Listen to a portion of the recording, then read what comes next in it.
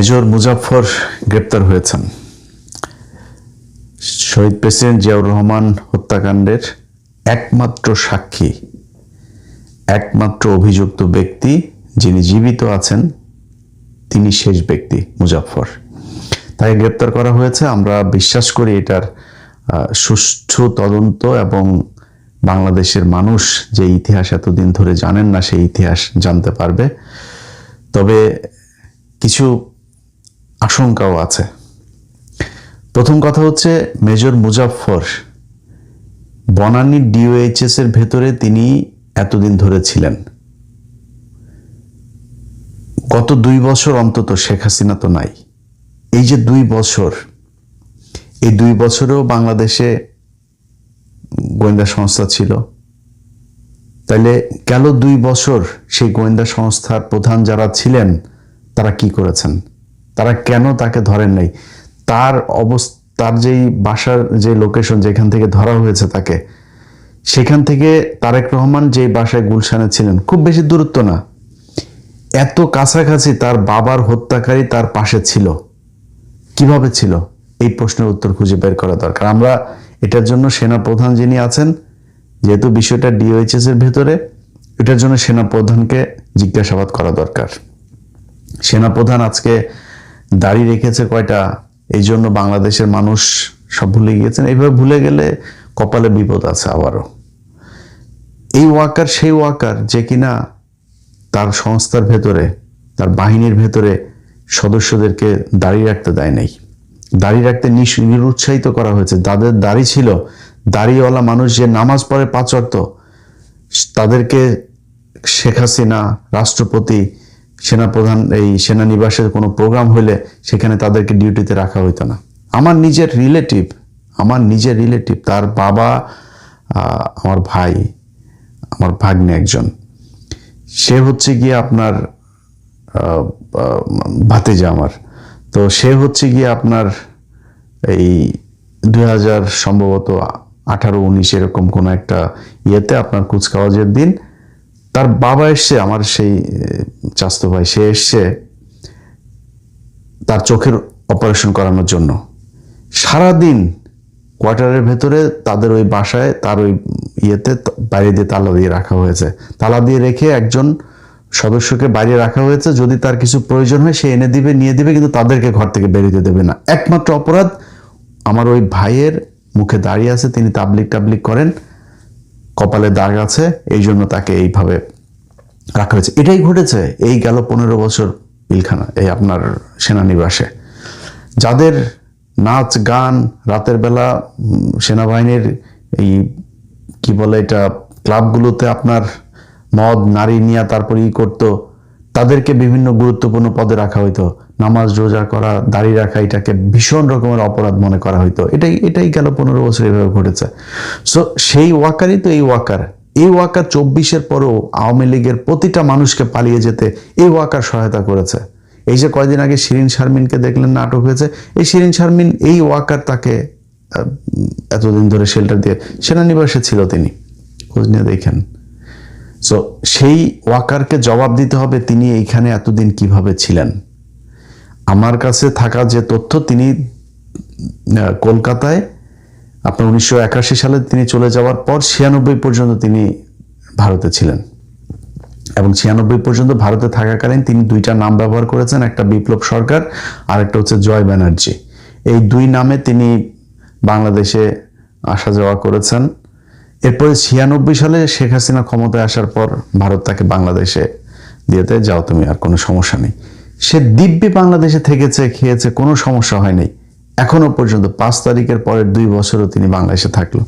বাংলাদেশ এই মুহূর্তে সিআইডি প্রধান, ডিজিএফআই প্রধান, ডিবি প্রধান, সবাইকে ধন্যবাদ যে তারা তাকে শেষ পর্যন্ত ধরেছে।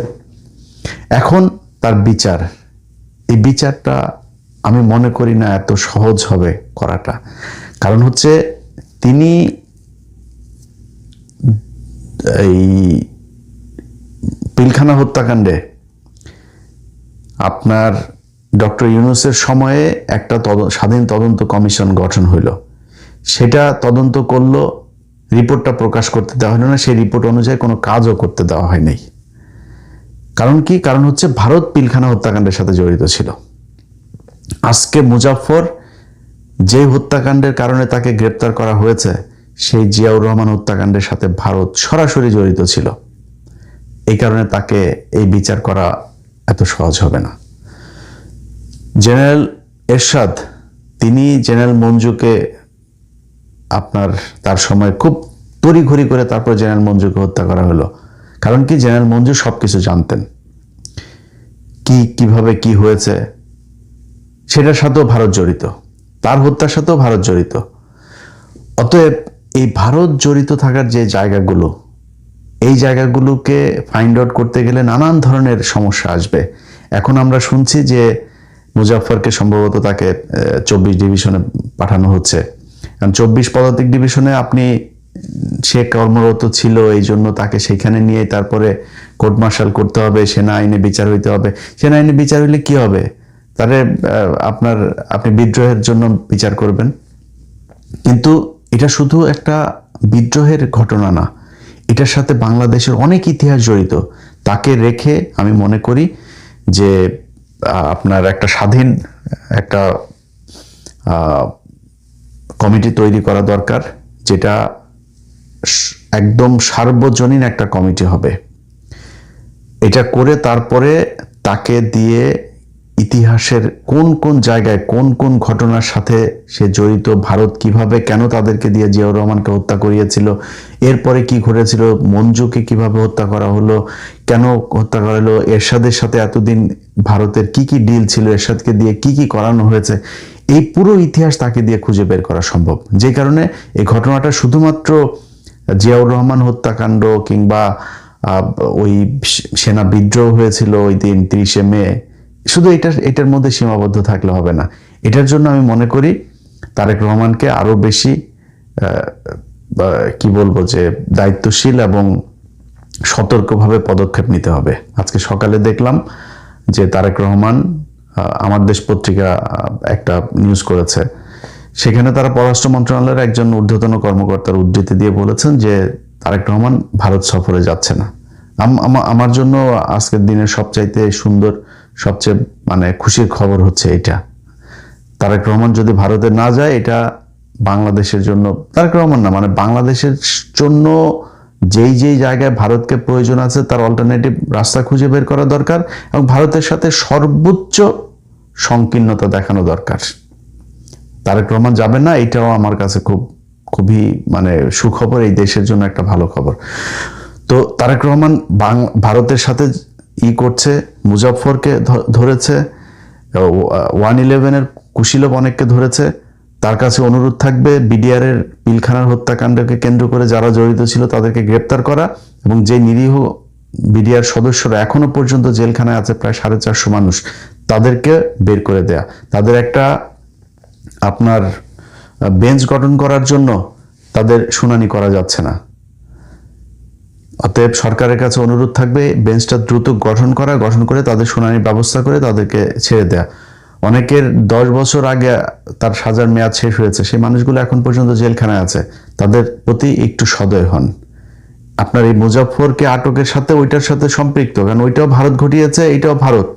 সো আপনি তাদের প্রতি সুবিচার করা উচিত। এই মানুষগুলো অপেক্ষায় ছিল যে হাসিনার যদি কোনোদিন পতন হয় তাহলে তারা মুক্তি পাবে। 2 বছর হয়ে গিয়েছে, 2 বছরে 4টা ঈদ তারা সেখানে পালন করেছে। তাদের প্রতি কোনো সরকার বিরোধী দল কেউই সদয় হয় নাই, এটা নিয়ে কেউ কথাও বলে নাই, এটা নিয়ে কেউ দাবিও তোলে নাই শক্তভাবে সরকারের কাছে। এখন পর্যন্ত সংসদেও কোনোদিন কেউ এটা নিয়ে কথা বলে নাই। অথচ উচিত ছিল 5 তারিখেই তাদের সবাইকে বের করে দেয়া। যারা জেনুইন হত্যাকারী তাদেরকে খুঁজে বের করেন, এটা সবাই জানে, তাদের বিচার করেন। এটা একটা। আর যেই ঘটনায় মুজাফফরকে আটক করা হয়েছে, সেই ঘটনাতেও আমি মনে করি যে 2 দিন আগে কনক সারোয়ারের ফেসবুক পেজে দেখলাম যে তারেক রহমান মাদারীপুরে গিয়েছেন, সেখানে তার গাড়ি বহরের উপরে পাথর, ইট বা কিছু একটা গাড়িতে নিক্ষেপ করা হয়েছে। তো যেখানে পাথর বা কোনো কিছু ঢেলা দেওয়া সম্ভব হয়, সেখানে তো গ্রেনেড মারাও সম্ভব। তাইলে সিকিউরিটিটা দেখভালের দায়িত্ব কার ছিল, কারা দেখেছে, কেন এই সিকিউরিটি লিকেজ কেন হইল, কেন এটা ধরা যায় নাই, কেন এটা নিয়ন্ত্রণ করা যায় নাই, এই জিনিসগুলো আমার মনে হয় আরো বেশি শক্তিশালীভাবে, আরো বেশি সুন্দরভাবে করা উচিত। কারণ হলো আপনার তারেক রহমান যখন ইন্ডিয়ার সাথে আপনার চোখ তুলে তাকাইতে যাবে, নিজের অধিকারের কথা বলবে, মানে বাংলাদেশে শেখ মুজিবের কিন্তু শেখ হাসিনারা যেগুলো বলে, শেখ মুজিবের কিন্তু সেগুলোর বাইরে কিছু গুণ আছে যেগুলোরে শেখ হাসিনা খারাপ বলে। শেখ হাসিনা যেগুলোরে ভালো বলে সেগুলো হলো শেখ মুজিবের খারাপ গুণ। শেখ মুজিবের ভালো গুণ কি ছিল? শেখ মুজিব কোনোদিন পাকিস্তান ভাঙতে চায়নি। শেখ মুজিব শেষ পর্যন্ত চেয়েছিল এই পাকিস্তানের সাথে আবার সেই ওআইসিতে গিয়ে যোগ দেয়া, পাকিস্তান প্রধানমন্ত্রী ভুট্টোকে আপনার বাংলাদেশের সফরে আনা, এগুলো কিন্তু ইন্ডিয়া ভালো চোখে দেখে নাই। এই জন্যই শেখ মুজিবকে হত্যায় ইন্ডিয়া জড়িত ছিল এবং এটা ঠেকানো যায় নাই। সো ভারত সবসময় তার বিরুদ্ধে যেই চোখ তুলে তাকাবে তাকে তারা হত্যার চেষ্টা করবে।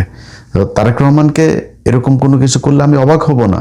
কারণ এখন আমরা বললে আবার অনেকে মনে করতে পারে যে জন্য কিছু বলি না, যে ও হ্যাঁ এখন তারেক রহমানের জন্য এত পীড়িত হয়েছেন। ভাই, তারেক রহমানরে আমি যদি আমারে জিজ্ঞেস করেন, গত এই 2 বছরও বহুবার বলেছে যে তারেক রহমানের কিছু জিনিস আছে, তিনার এই গত 5-7 বছরে তার ব্যাপারে যতটুকু জেনেছি, তিনার কিছু ভালো পরিকল্পনা আছে। এটা আমার ভিডিও বোধহয় যারা 2 বছর দেখেছেন এখনো আছে আমার চ্যানেলে, সেগুলো দেখে নিন, বলেছে আগেও।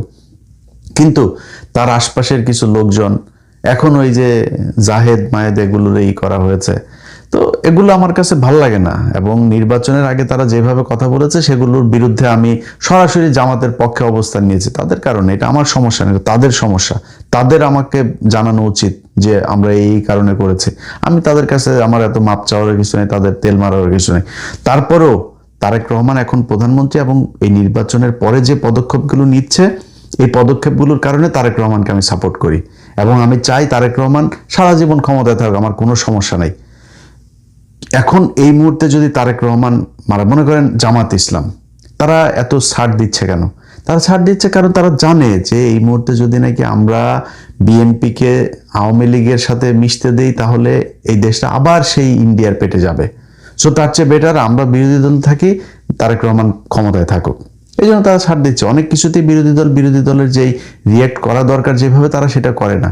সো আমার যেটা সেটা হচ্ছে যে তারেক রহমান এই মুহূর্তে যদি তার কোনো একটা ক্ষতি হয়, সেই ক্ষেত্রে দেশের ভেতরে কিন্তু বিশাল একটা বিশৃঙ্খলা তৈরি হবে এবং সেই বিশৃঙ্খলা আসলে ঠেকিয়ে রাখা সম্ভব হবে কিনা আমি জানি না। এখন তো সবাই বিএনপি হয়ে গিয়েছে, পুলিশের ভেতরে সবাই বিএনপি, আর্মির ভেতরে ওয়াকার নিজেও এখন বিএনপি। রাষ্ট্রপতি গতকালকে কি বলেছে দেখেন, শেখ হাসিনার এই দমন পীড়ন নির্যাতনের বহিঃপ্রকাশ আপনার জুলাই বিপ্লব। রাষ্ট্রপতি এখন এই কথা বলে, এই বদমাইশের বাচ্চা। সবাই এখন বিএনপি, খালি আমরা হইলাম গিয়া বিএনপি বিরোধী হয়েছি। যাই হোক, তো এই রাতারাতি কিন্তু পরিস্থিতি চেঞ্জ হয়ে যাবে। তারেক রহমানের যদি কিছু একটা হয় সেখান থেকে দেশকে, এবং এইবার যদি ইন্ডিয়া আপনার কোনোভাবে নিয়ন্ত্রণ নিতে পারে, সেই নিয়ন্ত্রণ কিন্তু আপনার 2-4 কোটি মানুষের মেরে হলেও তারা সেখানে সেই নিয়ন্ত্রণ ধরে রাখবে। যে কারণে আমরা মনে করি তারেক রহমান এই বিচারগুলো করতে যাচ্ছে, আমরা এটার সমর্থন জানাই, সাধুবাদ জানাই।